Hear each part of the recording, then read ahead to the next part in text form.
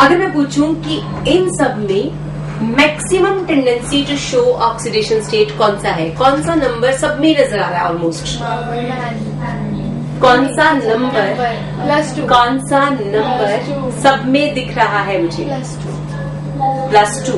तो अगर पूछें कि most common oxidation state of transition metals तो आंसर आएगा +2। Most common oxidation state of transition metals is +2।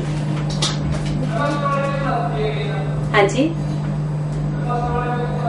वो एक्सेप्शनल, वो एक मोस्ट कॉमन रहा ना, मोस्ट कॉमन में बाकी सब +2 तो है ही है।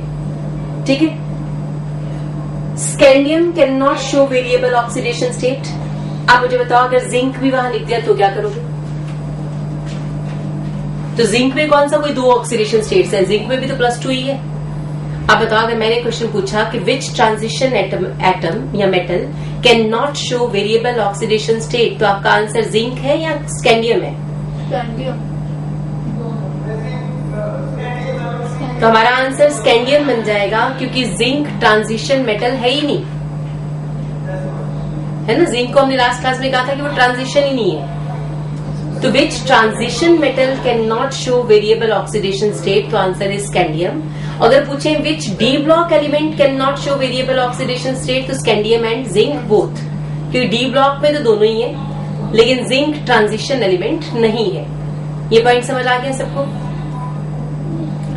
आप मुझे आपसे रीजन पूछते जाना है, आपने भी सोचते जाना है कि क्यों ऐसा हो रहा है, कि आप समझ पा रहे हो कि नहीं समझ पा रहे हो। ठीक है, ओके जी। मेरा फर्स्ट क्वेश्चन, मैं क्वेश्चन बोलूंगी, आपने रीजन बताना है। ठीक है बेटा, फर्स्ट पॉइंट सोच लो, क्वेश्चन सोचो जैसे भी। First point is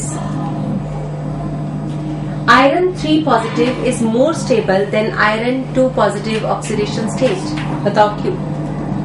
iron 3 positive is more stable than iron 2 positive। वो D5 बन जाता है। रीजन मिल गया? तो 3 पॉजिटिव क्या बन जाएगा? D5। और D5 क्या होता है? हाफ फिल्ड, मोर स्टेबल।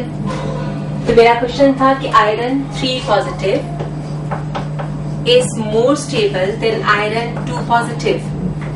तो स्टेबिलिटी का रीजन आपके पास था, ये बनेगा D5 और ये है D6, तो आप कहोगे D5 is half filled, more stable. Next question लिखो। Copper 2 positive is more stable than copper 1 positive। Copper 2 positive is more stable than copper 1 positive। आप बताओ, कोई रीजन है आपके पास? Copper 2 positive is more stable than copper 1 positive। सोच पा रहे हो कुछ?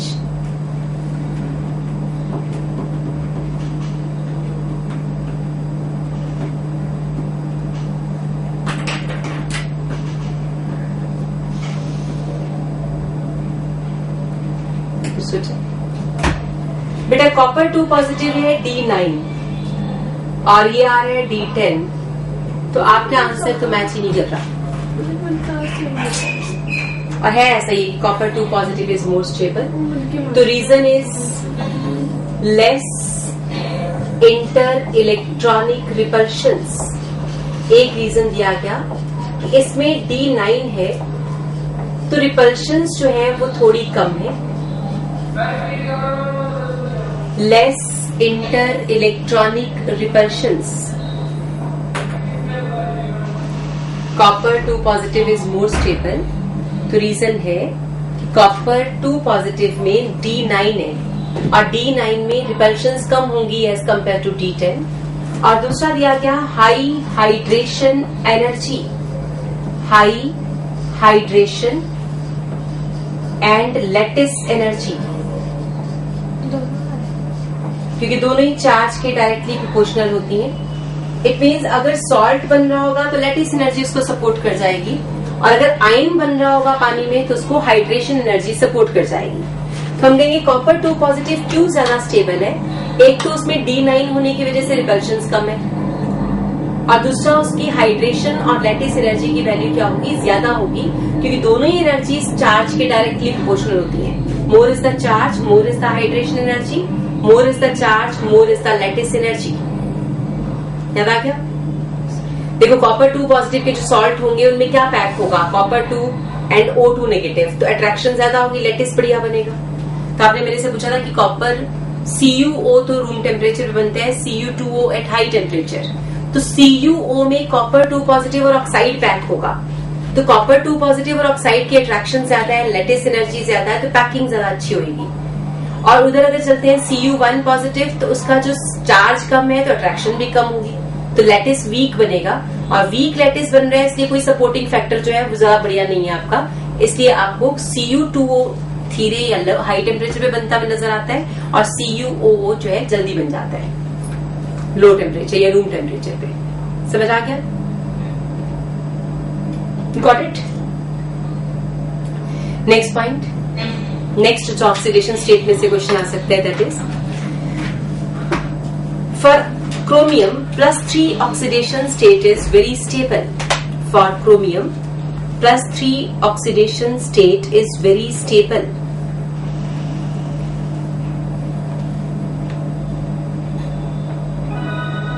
For chromium +3 oxidation state is very stable.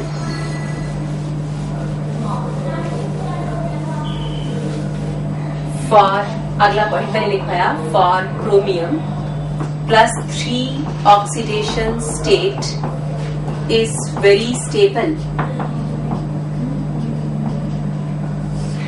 तो रीजन ये है बेटा, क्रोमियम है 4s1 3d5, -3 इलेक्ट्रॉन कर देंगे तो बन जाएगा 4s0 3d3। अब हमारा कोई भी रीजन हमें सपोर्ट नहीं करता, ना हाफ फिल्ड, ना फुली फिल्ड, ना रिपल्शंस, कुछ भी समझ नहीं आता कि 3d3 क्यों स्टेबल हो गया, इसको क्या जरूरत पड़ी थी स्टेबल होने की। ठीक है, तो रीजन एक नई बात जो आज आप कर रहे हो, दैट इज डी ऑर्बिटल जो है वो 2 टुकड़ों में बट जाता है, 3 और 2। हम कहेंगे जो डी ऑर्बिटल है वो 3 डी ऑर्बिटल्स लोअर एनर्जी पे चले जाते हैं और 2 ऑर्बिटल्स ऑन हायर एनर्जी। जिन्होंने कोऑर्डिनेशन स्कूल में कर लिया उन लोगों को लग जाएगा पता कि यहाँ पे ऐसी बाइफर्केशन होती है।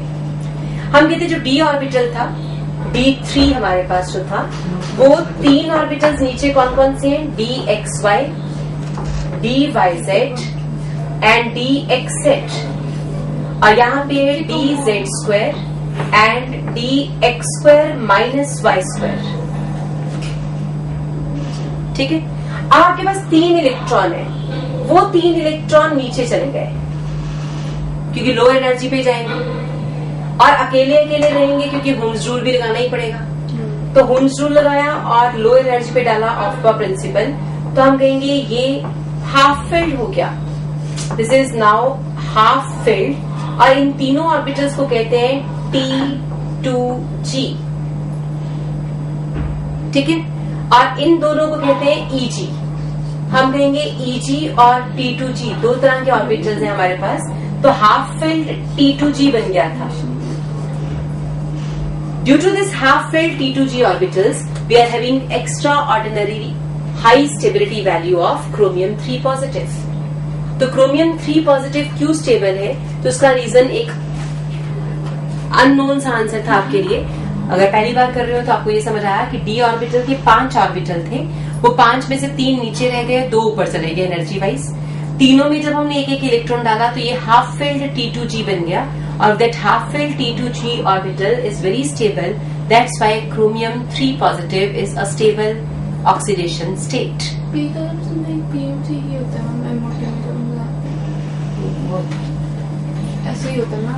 नहीं, वहाँ पे 2 होते हैं ना, वहाँ पे तो मॉलिक्यूलर ऑर्बिटल है, तो एटम है, वो मॉलिक्यूलर था, यहाँ पे मॉलिक्यूल तो बना ही नहीं है। वहाँ पे 2 एटम्स कंबाइन करते थे, यहाँ तो कंबाइन ही नहीं किया, है ना? So this is about your chromium 3 positive. We are finished with the topic oxidation states. Osmium and iridium. osmium and iridium. Osmium is 6s2 5d 6.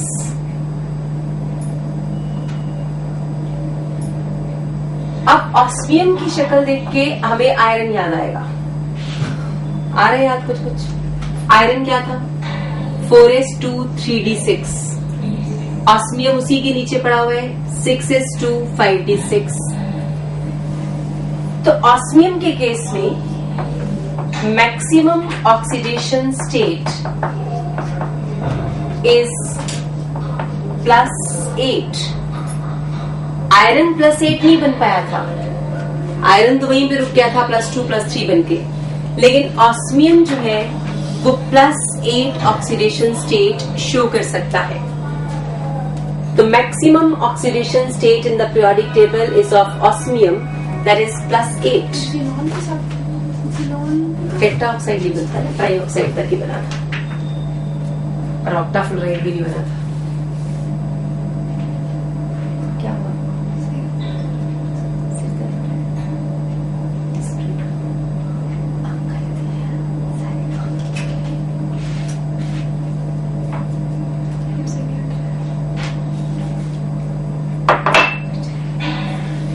हाँ जी, ये समझ आ गया ऑक्सीडेशन स्टेट्स।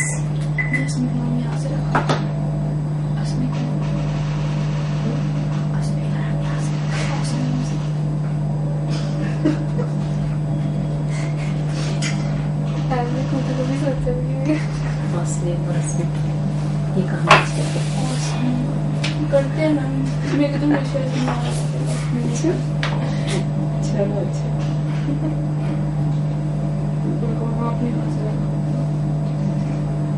रेडियम आप क्या करा रहे हैं?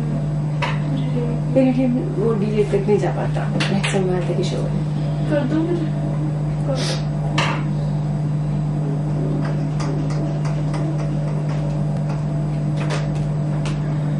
पूछ लेंगे।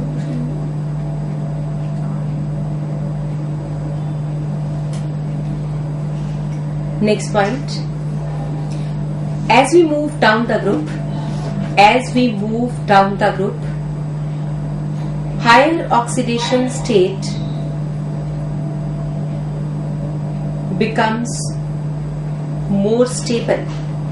As we move down the group, higher oxidation state becomes more stable.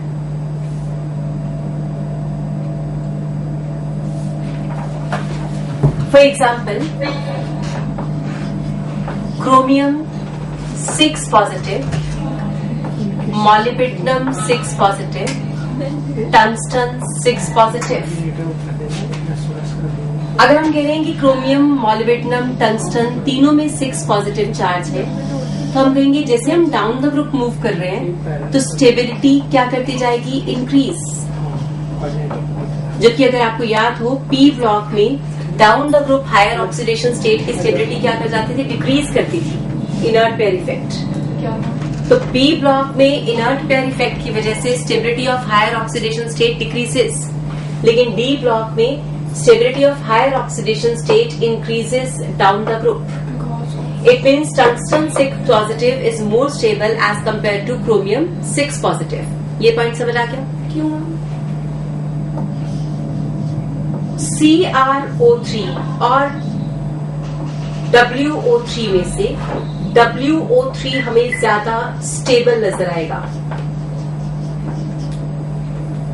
ठीक है, ऐसे हम कह सकते हैं कि CrO3 जब स्टेबल नहीं है तो ये बड़ी जल्दी से क्रोमियम 3 पॉजिटिव में कन्वर्ट हो जाता है। Because it's not stable, it is converted two chromium 3 positive very soon. जैसे ये 6 से 3 में जाएगा, खुद की क्या करेगा? Reduction, hence it is going to be oxidising agent. तो आपसे अगर ये कंपैरिजन पूछा जाए कि टंगस्टन का ऑक्साइड बेटर ऑक्सीडाइजिंग एजेंट है कि क्रोमियम का ऑक्साइड, तो हम कहेंगे क्रोमियम का ऑक्साइड बेटर ऑक्सीडाइजिंग एजेंट होगा as compare to tungsten oxide. तो chromium oxide is going to be a better oxidising agent as compare to your tungsten oxide, ठीक है, यानी CrO3 इज गुड, या क्रोमियम 6 पॉजिटिव कह सकते हो, is good oxidising agent than WO3. तो down the group P block से बिल्कुल डिफरेंट ट्रेंड हमें नजर आया. P ब्लॉक में हम कहते थे down the group higher oxidation state becomes more and more stable, लेकिन यहां पे हम कह रहे हैं D ब्लॉक में as we move downwards higher oxidation state becomes more and more stable, that why tungsten trioxide is much more stable.